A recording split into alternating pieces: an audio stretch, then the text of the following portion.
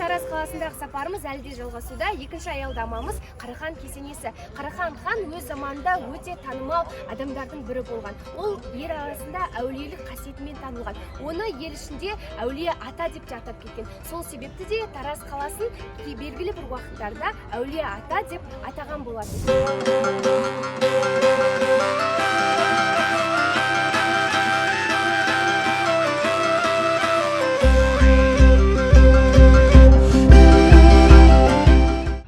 Тарихында Тараз қаласының орны ерекше. Ол өзінің көнелігімен көзге түседі.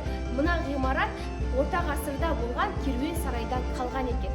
Бұл жерлерде кезінде адамдар сауда-саттықпен айналысып, өздеріне қажетті заттарын айырбастау арқылы күн көрген.